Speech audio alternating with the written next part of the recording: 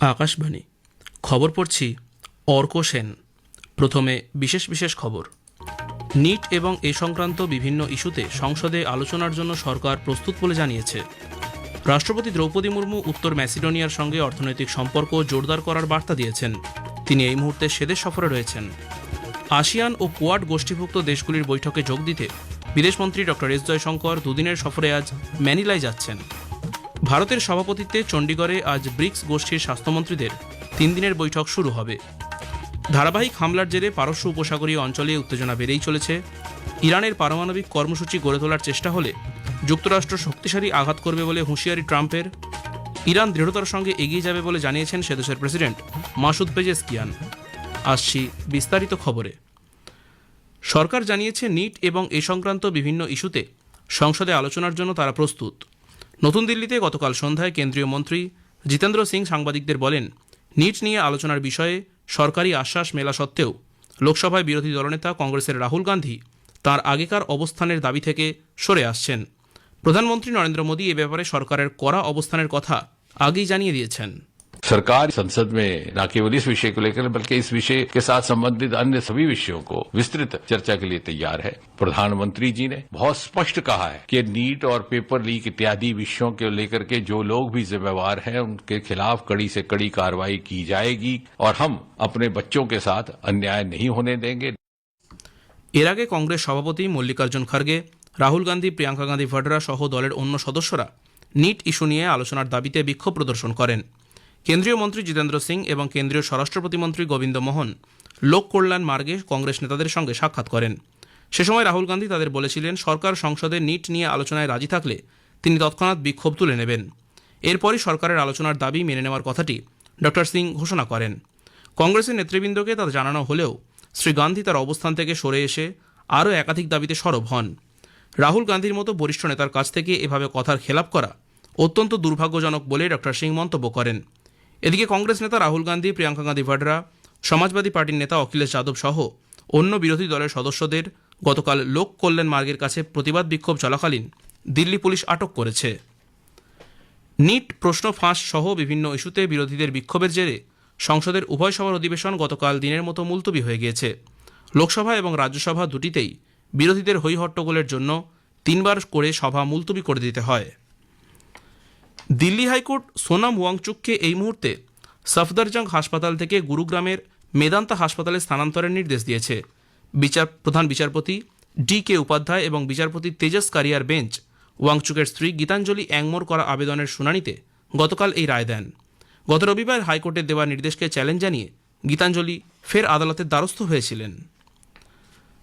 রাষ্ট্রপতি দ্রৌপদী মুর্মু ভারত ও উত্তর ম্যাসিডোনিয়ার মধ্যে অর্থনৈতিক সম্পর্ক সম্প্রসারণের আহ্বান জানিয়েছেন। তিনি উভয় দেশের ব্যবসায়ীদের পণ্য আদান প্রদানের গণ্ডি পেরিয়ে বিনিয়োগ, প্রযুক্তি ও উদ্ভাবনের উপর ভিত্তি করে দীর্ঘমেয়াদী অংশীদারিত্ব গড়ে তোলার লক্ষ্যে এগিয়ে আসতে বলেছেন। স্কোপিয়েতে আয়োজিত ভারত উত্তর ম্যাসিডোনিয়া বিজনেস ফোরামে রাষ্ট্রপতি বলেন, উত্তর ম্যাসিডোনিয়ায় কোনো ভারতীয় রাষ্ট্রপতির এটি প্রথম সফর এবং এই সফর ভারতের দৃঢ় অঙ্গীকারেরই প্রতিফলন। এই দশকের শেষ নাগাদ দ্বিপাক্ষিক বাণিজ্যের পরিমাণ দ্বিগুণ করা সম্ভব হবে বলে তিনি আশা প্রকাশ করেন। आर्थिक सहयोग हमारे द्विपक्षीय संबंधों का एक अत्यंत महत्वपूर्ण स्तंभ है। हम अपने द्विपक्षीय व्यापार को दोगुना करने पर भी सहमत हुए। हमने IT, कृषि, फूड प्रोसेसिंग, फार्मास्यूटिकल्स, टेक्सटाइल्स तथा टूरिज्म, हॉस्पिटैलिटी और फिल्म मेकिंग सहित प्रमुख क्षेत्रों में सहयोग पर चर्चा। हम स्वास्थ्य सेवा में सहयोग पर अपने द्विपक्षीय एग्रीमेंट को भी रिन्यूअल कर रहे हैं। বিদেশমন্ত্রী ডক্টর এস জয়শঙ্কর দুদিনের সফরে আজ ফিলিপিন্সের ম্যানিলায় যাচ্ছেন। এই সফরে তিনি আসিয়ান গোষ্ঠী সম্পর্কিত বিভিন্ন বৈঠকে যোগ দেবেন। এর মধ্যে রয়েছে আসিয়ান ভারত বৈঠক, পূর্ব এশিয়া শীর্ষ সম্মেলন এবং আসিয়ান আঞ্চলিক ফোরামের বৈঠক। আসিয়ান কেন্দ্রিক এই বৈঠকগুলির পাশাপাশি তিনি কোয়াড গোষ্ঠীর সদস্য দেশ অস্ট্রেলিয়া, জাপান এবং মার্কিন যুক্তরাষ্ট্রের বিদেশমন্ত্রীদের সঙ্গেও বৈঠক করবেন। এর পাশাপাশি অংশগ্রহণকারী দেশগুলির বিদেশমন্ত্রীদের সঙ্গে দ্বিপাক্ষিক বৈঠকেও যোগ দেওয়ার কথা রয়েছে তাঁর। ভারতের সভাপতিত্বে চণ্ডীগড়ে আজ ব্রিক্স গোষ্ঠীভুক্ত দেশগুলির স্বাস্থ্যমন্ত্রীদের 3 দিনের বৈঠক শুরু হবে।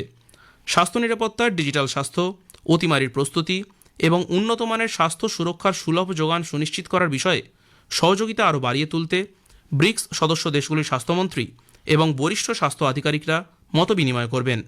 কেন্দ্রীয় স্বাস্থ্য সচিব পুণ্য সলিলা শ্রীবাস্তব সাংবাদিকদের বলেন, সুসংহত, স্থিতিশীল, উদ্ভাবন ও সহযোগিতা বাড়ানোর মধ্যে দিয়ে আন্তর্জাতিক স্বাস্থ্যক্ষেত্রে গুরুত্বপূর্ণ বিষয়গুলির ওপর ভারতের দায়বদ্ধতার দিকটি তুলে ধরা হবে। আগামীকাল ষোড়শ ব্রিক্স স্বাস্থ্যমন্ত্রী বৈঠকে কেন্দ্রীয় স্বাস্থ্যমন্ত্রী জেপি নাড্ডা সভাপতিত্ব করবেন।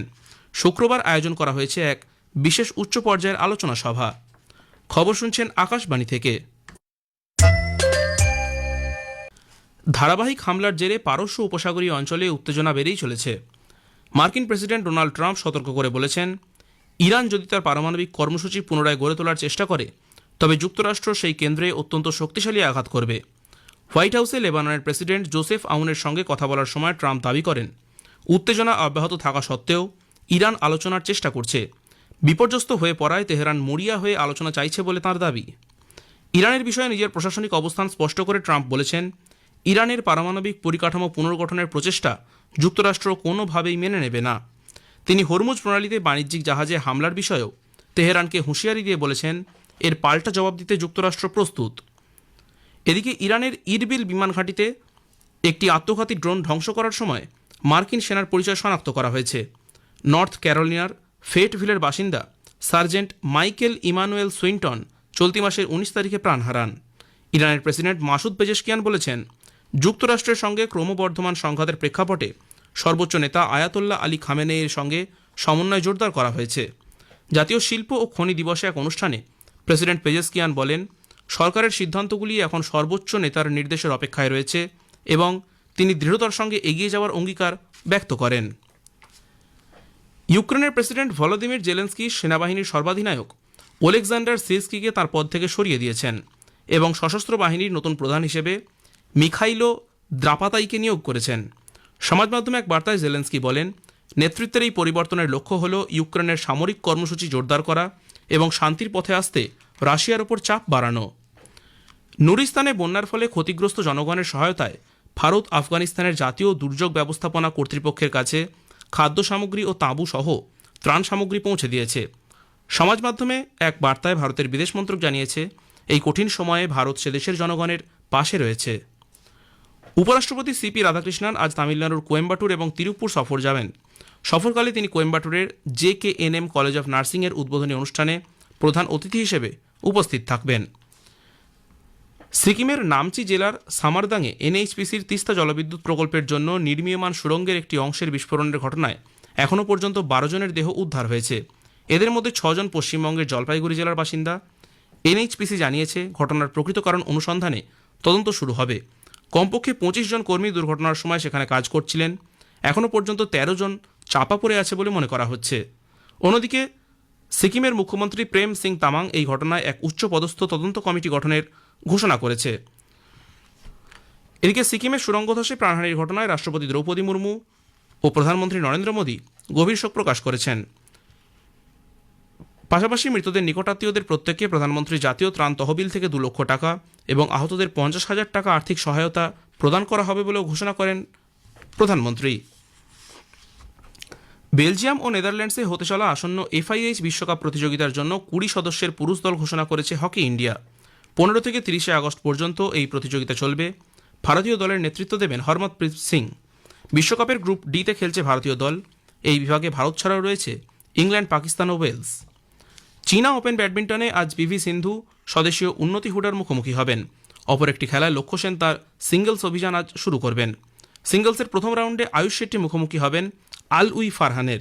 এছাড়া আজ পুরুষদের ডাবলসে MR অর্জুন ও হরিহরন আমসাকারুনান জুটি, মিক্সড ডাবল জুটি রোহান কাপুর, রুদ্ভিকা শিবানী গাড্ডে এবং তানিশা ক্রাস্টো ধ্রুব কাপিলা জুটিও আজ কোর্টে নামবেন। শেষ করার আগে খবরের বিশেষ কিছু অংশ আরও একবার। নিট এবং এ সংক্রান্ত বিভিন্ন ইস্যুতে সংসদে আলোচনার জন্য সরকার প্রস্তুত বলে জানিয়েছে। রাষ্ট্রপতি দ্রৌপদী মুর্মু উত্তর ম্যাসিডোনিয়ার সঙ্গে অর্থনৈতিক সম্পর্ক জোরদার করার বার্তা দিয়েছেন। আসিয়ান ও কোয়াড গোষ্ঠীভুক্ত দেশগুলির বৈঠকে যোগ দিতে বিদেশমন্ত্রী ডক্টর এস জয়শঙ্কর 2 দিনের সফরে আজ ম্যানিলায় যাচ্ছেন। খবর শেষ হলো।